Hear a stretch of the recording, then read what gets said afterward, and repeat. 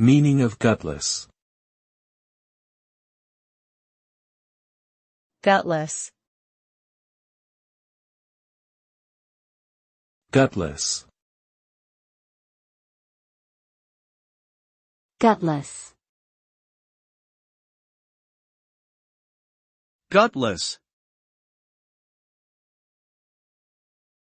The term gutless is usually used to describe someone who lacks courage or bravery, particularly in difficult or challenging situations.